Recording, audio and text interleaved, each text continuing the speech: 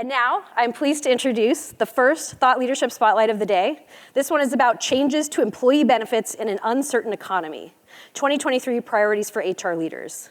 Due to economic uncertainty in 2023, HR leaders are focused on optimizing benefit spending for workforce productivity and retention. According to the latest from Care for Business, 95% of employees are recalibrating their benefit strategy, bringing another year of change to their workforce. In this presentation, you'll hear about which benefits are most impacted by today's economic shifts, the impact of supporting your employees with caregiving needs on your business, who these benefits programs are commonly designed for and why we need to shift our thinking, and about employer expectations of government support for working caregivers. Leading this session is Jess Marble, Director of Care for Business. Please welcome Jess back to the stage.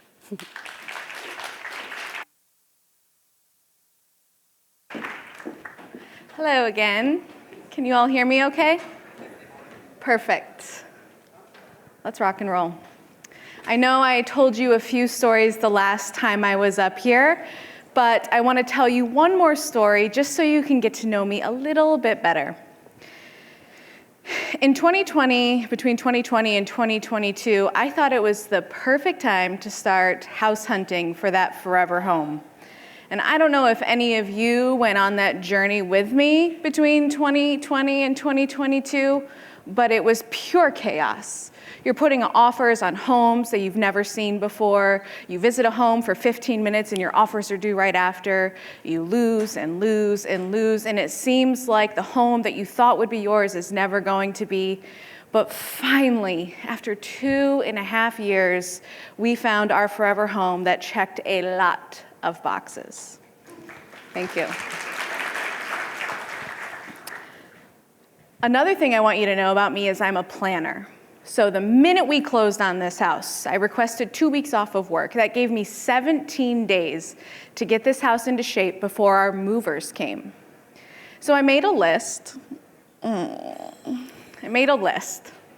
things that I thought I could achieve in 17 days. There's more. Here we go. I made a list of things that I thought I could achieve in 17 days. And about 48 hours in, we had to step back and have an honest conversation with ourselves and recalibrate. We had to recalibrate to consider the time, the energy, the resources, the money that we had on hand. Oh, one more. And work and focus on something that was truly achievable to set ourselves up for success before the movers came so we could get settled before we had to return to work. Now, by this point, you're saying, Jess, that's great, congratulations, but what does this have to do with employee benefits? Well, according to our research, you all are recalibrating too. In fact, 95% of you told us this year in our Future of Benefits report that you are recalibrating your employee benefits, and nearly half of you said that you were trimming them. This is not a surprise. We are facing uncertainty in our economy. You are all being asked to make your workforces do more with less, and benefits are on the chopping block too. When we asked employers why or what you're focusing on when you're recalibrating your benefits, they said two things. One, we're designing our benefits around driving productivity. So the benefits that we're prioritizing or reconsidering are those that are going to contribute to the productivity of our workforce. Two, we're looking at benefits that help retain our workforce. Now that makes sense. In a time where you have fewer resources, the resources are being taken away, your money's being taken away, you have fewer employees, you need the employees you do have to stay because you can't afford to hire new ones and train them, and you need them to be productive with fewer resources. Not rocket science, but it makes sense. We then asked you, okay, so you're designing your benefits to drive productivity and retain your workforce. So which workforce are you designing your benefits for? And to be completely honest with you, I don't like this answer. When you look down and start at the top, you'll see the further you go down, the more you see employees that most likely need more support in order to help you run your businesses. Your hourly employees, your clerical staff, your retail, your frontline workers, those that kind of help your engines hum.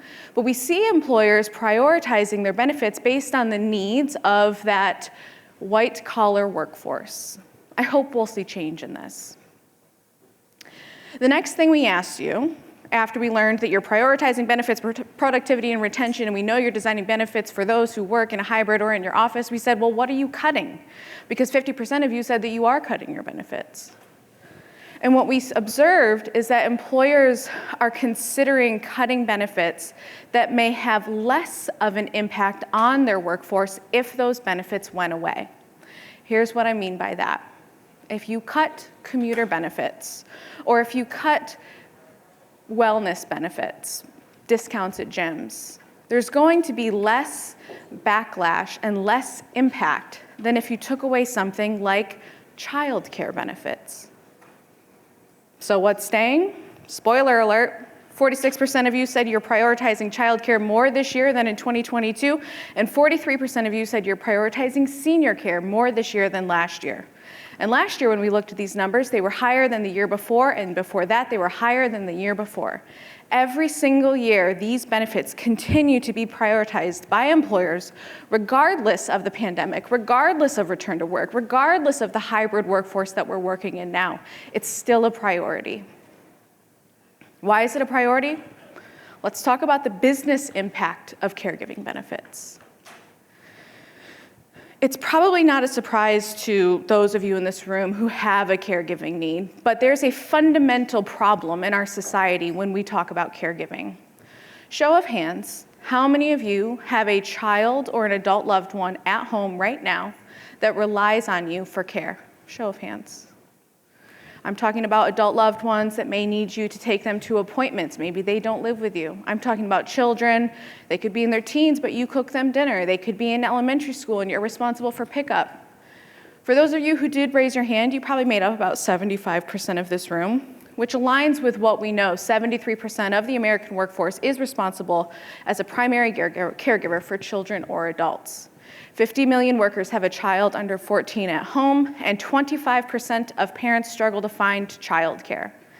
51% of our nation lives in what's called a childcare desert.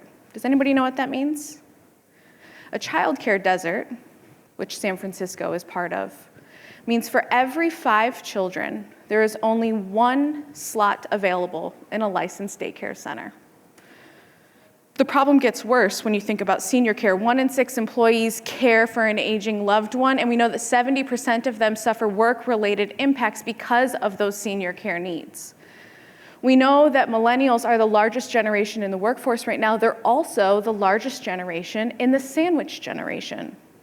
They're no longer those cool, hip kids that came in and sat on bean bags with their headphones all day. They're your managers, they're your VPs, they're making decisions, they're leading your companies, they're hiring employees, they're raising their families, and they're caring for their aging loved ones. Childcare is incredibly expensive, and it's totally unachievable for our nation right now. According to the Department of Human and Health Services, childcare is affordable when it costs no more than 7% of your household income. 51% of parents spend more than 20%, nearly 3 times, on childcare. I can tell you that number is much higher in San Francisco. It doesn't get any better if you have a senior care need. If you can't be there to care for your loved one 24/7, you need to outsource. And if you're going to put them in an assisted living facility, it's going to run you about $5,800 a month. If you want to put them into a nursing home, it's going to cost you over $10,000 a month on average. Now, you all know that I just bought a house and I don't have that much money to play with, but I really don't think any of us have that much money to play with without making a sacrifice in our life. The economic impact of the lack of care, the lack of quality care, the cost of care is undeniable.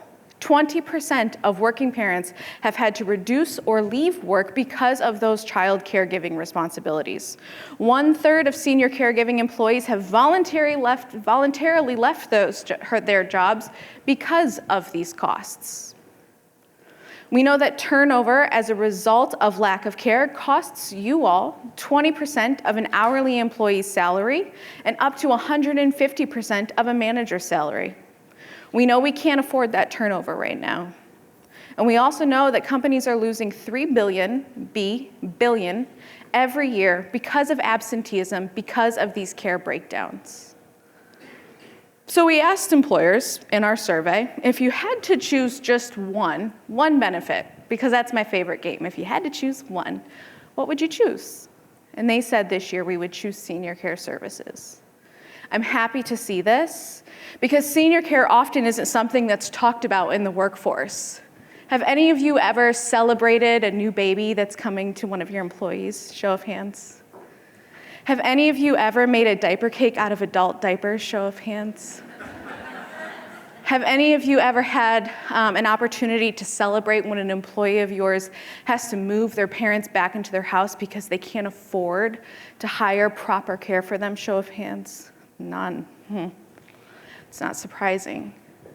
People don't identify as a senior caregiver until it's too late. If you have to drive your in-laws to a doctor's appointment, you are a senior caregiver. If you have to figure out how to navigate Medicaid and Medicare, you are a senior caregiver. If your in-laws have a surgery and they need help after that surgery, cooking meals, doing their laundry, getting around the house, running errands, you are a senior caregiver. Some of you are shaking your heads and you're thinking about all of these caregiving needs in your life. I want you to stop and think about one other employee in your workforce, because they have these caregiving needs too. It's not too late to start supporting your workforce. Bringing benefits into an organization, I know, is daunting. I work in the industry. But it's not too late, and it doesn't have to be overly complicated. Now, I've spent 11 minutes and 45 seconds giving you a bunch of data about how scary the caregiving industry is right now and how there's a massive impact on employers and your productivity and retention. But I'm going to give you some tools to help you get started. This is the point where you bring out your cameras. First, I want you to survey your workforce. And when you survey your workforce, I want you to do a few things differently than what you may have done in the past. Please do not ask your employees what benefits they want. They are not at this conference. They don't know what benefits are out there. Take the time, use this survey template, and ask your employees about what keeps you up at night.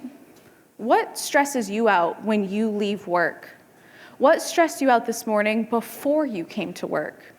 And when you understand the stressors at home, probably more than 73% of which are going to relate to childcare, senior care, pet care, et cetera, you're going to understand that there are gaps at home that likely will create gaps in your workplace. The other tip I have for you when you're launching your survey is leverage your managers. If you're not leveraging your managers to promote your benefits or drive awareness of all of the work that you're doing in your workforce, you're missing out. They are the front line to your employees. They are the first ones who know when your employees are pregnant. They are the first ones who know when there's a distraction at home because of an emergency vet appointment or a senior care need. Use them to drive responses to your survey. Go ahead and download the survey. You can scan the QR code after this at our booth as well. Step 1, you're going to issue a survey for your workforce. Step 2, you're going to go to your CHRO or your CEO and you're going to convince them that you can make an impact on productivity and retention with caregiving benefits. All of the data that I've given you today is available here. So go ahead and download. You have to define how you're going to measure productivity in your workforce. You have to implement the practices to survey your workforce and understand the reasons they're staying and retaining themselves as employees at your company. But this will give you the data behind it to help to prioritize those efforts. Step 1, you survey your workforce. Step 2, you convince your CEO that this is probably the best idea you've ever had. Step 3, you need to evaluate vendors, and there are tons of them. I may be biased, but care.com/business is the first place you should go, and I would be happy to talk to you about our services. But there are a few things that I want you to consider when you're evaluating vendors. You can work with your brokers, you can work with your benefits team. Here's an RFP template you can use. First, I want you to consider flexibility.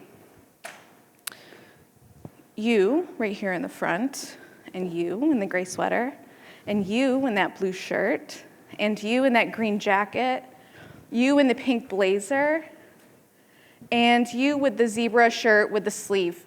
Every single one of you have a different caregiving need. You in zebra shirt probably aren't living the same lifestyle. Your needs probably vary quite a bit. And providing your employees with one caregiving option that supports employees just after they come back from leave is great, but those children are going to grow up, and not every employee has children at those ages. So make sure you design a caregiving program that covers every life stage of care. The next thing I want you to consider is accessibility. I'm talking about access and location, and I'm talking about accessibility with cost. If you have an on-site daycare center, great. That's one thing you can do. But oftentimes, those on-site daycare centers give preference to the leaders of your company, those who probably don't need the support as much as those who do. Then there's caps. They max out. So it's not helpful for those who don't work at headquarters or who were hired after you filled to capacity with that center. Consider accessible options that meet employees where they are, both in terms of their zip code and their wallet. The next thing I want you to think about is scalability. I'm going to guess probably 50% of us are remote or hybrid, which means you have employees all over this country. And everybody in this country is sitting in a place that needs caregiving support. You can tell that I'm pretty passionate about this topic, and I've seen a lot of heads nod here, and I think there's some work that can still be done. I'm here for the next 5 or 6 hours, and I would love to continue this conversation with you.